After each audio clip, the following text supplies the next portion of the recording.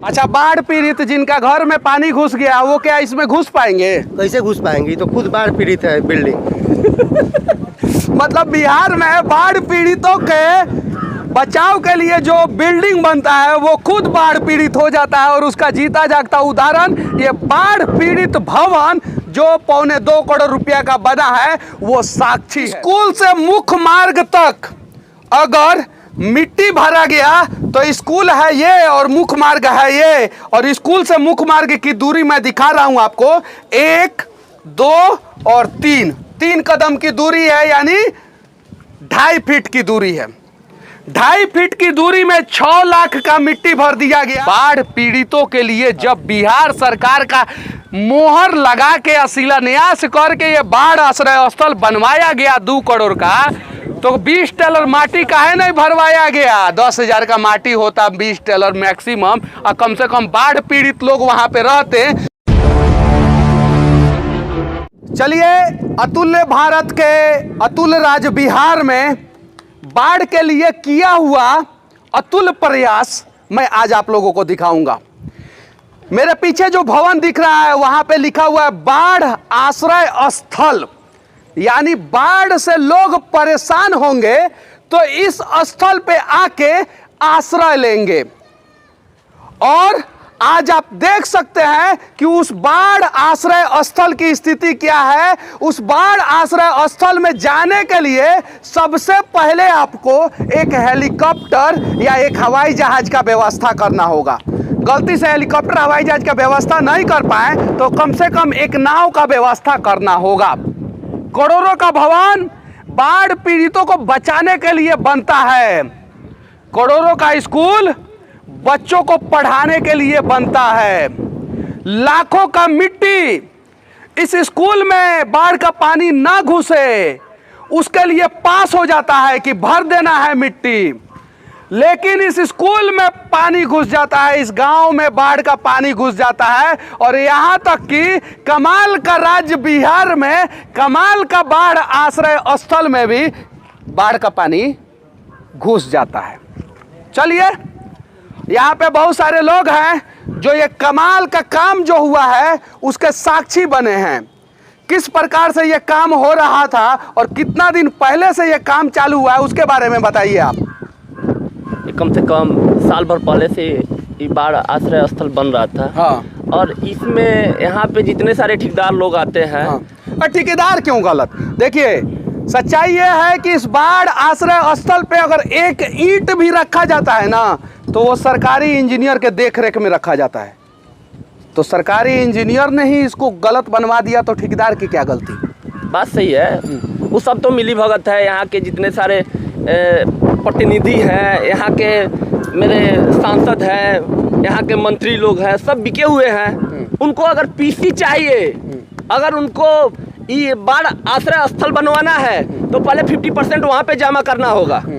और इसमें भी ठेकेदार सबका क्या गलती? यहाँ के माने जितने सारे पॉलिटिशियन हैं सब भ्रष्ट हैं। अच्छा, सही बात बोल रहे हैं ये? बात सही को आता है। क्या ये सही बना है? अब तो हमें को उतना जानकारी नहीं है। वाह रे वाह, कमाल का चाचा हमें मिले हैं जिनको दिख रहा है कि इसमें बाढ़ आश्रय स्थल में जाने का रास्ता नहीं है, फिर भी कह रहे हैं कि हमनी के जानकारी नहीं है। चाचा जी, आपको नीतीश कुमार जी एयरलिफ्ट करके मनुआ पुल जेल में नहीं भेजेंगे सच बोल देने के जुर्म में। चलिए ठीक है चाचा जी, बहुत बहुत बढ़िया। ये का सही से काम हुआ है? सही हुआ है। क्या सही से काम हुआ है इसमें? नहीं। सब गलत है, जाने के लिए रास्ते नहीं है। तो उसमें सही है, उसमें मिट्टी भरवाना चाहिए, उसमें जाने के लिए रास्ता बनाना चाहिए, तब ना होगा। ये सब जितना लोग है सब घुसखोर है, चुट्टा है। देख रहे हैं बाढ़, सारा ऊँख दहा गया, गन्ना दहा गया, धान दहा गया, लोग भूखे मर रहा है, ना डेंगी है ना नाव है। ये सब भ्रष्टाचार है, यहाँ गलत है, सरकारें गलत चुना गया है। यहाँ नहीं कोई मंत्री। अच्छा, सरकार को चुना किसने? सारा जनता ने चुना, हम लोग ने चुना। चलिए ठीक है, इस बात को आप एक्सेप्ट किए। मेरे साथ एक और छात्र नेता है रोहित मिश्रा। ये काम जो है वो सही हुआ है?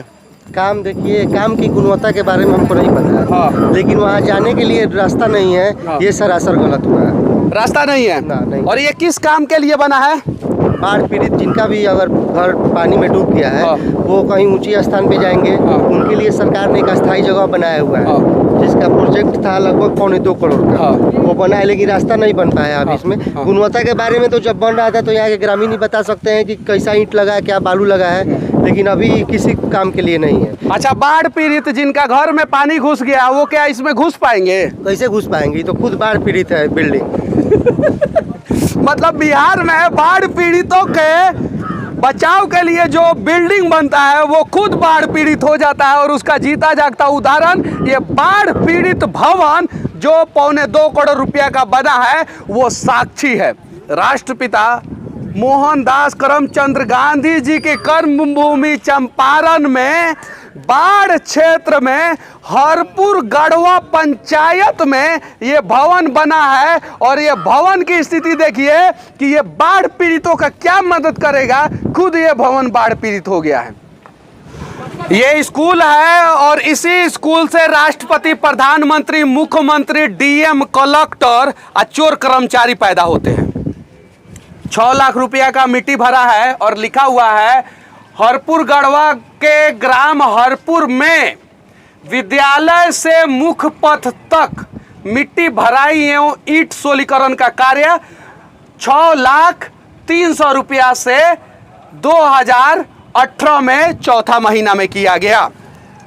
अगर मिट्टी भरा गया और ईंट का सोलीकरण किया गया तो 6 महीना बाद ये रोड क्यों बना दिया गया? पहला सवाल। दूसरा सवाल, स्कूल से मुख्य मार्ग तक अगर मिट्टी भरा गया तो स्कूल है ये और मुख्य मार्ग है ये, और स्कूल से मुख्य मार्ग की दूरी मैं दिखा रहा हूं आपको, 1, 2 और 3 कदम की दूरी है, यानी 2.5 फीट की दूरी है। 2.5 फीट की दूरी में 6 लाख का मिट्टी भर दिया गया। या इस सड़क पे जो 6 महीना बाद अलकतरा का रोड बनने वाला था उस रोड पे मिट्टी भर दिया गया। ये रोड बार बार बनता है, इस रोड के नाम पे बार बार मिट्टी भरा जाता है, तो बाढ़ में इस रोड पे पानी क्यों चढ़ जाता है? सवाल ये है। और अगर इस विद्यालय में मिट्टी भरा जाता है तो विद्यालय में बाढ़ के समय में पानी क्यों घुस जाता है? अगर ये बाढ़ आश्रय स्थल में मिट्टी भरा जाता है और बाढ़ आश्रय स्थल 2 करोड़ रुपया का बनाया जाता है तो ये बाढ़ आश्रय स्थल में बाढ़ पीड़ित जाएंगे कैसे? और बाढ़ पीड़ित से पहले बाढ़ पीड़ित ये भवन बन जाता है। और यहाँ पे एक विद्यालय है, आप देख सकते हैं, और देखिए विद्यालय में तिरंगा का कलर से पेंट हुआ है, और तिरंगा का कलर से जो पेंट हुआ है वो पेंटवे गलत है। ऊपर लाल, बीच में उजर और नीचे हरियर, ऊपर केसरिया होना चाहिए। मतलब भ्रष्टाचार एक चरम सीमा पे है। और जब पूछने जाएंगे ना तो उदाहरण बड़ा बड़ा दिया जाएगा कि हई कमुआ नहीं हुआ था, हई कमुआ हुआ था, हई कमुआ नहीं हुआ था, हई कमुआ हुआ था। तो ना हई कमुआ सही है विद्यालय का, ना हई रोडवा का कमुआ सही है, और ना हई बाढ़ आश्रय का कमुआ सही है। काहे कि हम अतुल भारत के, अतुल राज्य बिहार के गढ़वा हरपुर पंचायत में हैं। और यही स्थिति जो है बिहार के लगभग हर पंचायतों की है। और इसीलिए भ्रष्ट कर्मचारी, भ्रष्ट नेता और नेताओं के दलाल मुझे यानी मनीष कश्यप को पसंद नहीं करते हैं। और सच्चाई ये है कि बाढ़ पीड़ितों के लिए जब बिहार सरकार का मोहर लगा के शिलान्यास करके ये बाढ़ आश्रय स्थल बनवाया गया 2 करोड़ का, तो 20 टेलर माटी काहे नहीं भरवाया गया? 10,000 का माटी होता, 20 टेलर मैक्सिमम, और कम से कम बाढ़ पीड़ित लोग वहां पे रहते।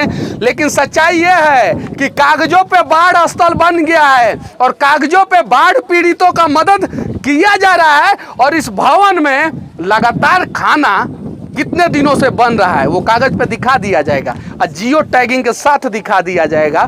आप गड़बड़ी पकड़ भी नहीं पाइएगा। और जमीनी हकीकत ये है कि बाढ़ पीड़ितों के लिए जो बनता है भवन वो भी बाढ़ पीड़ित हो जाता है।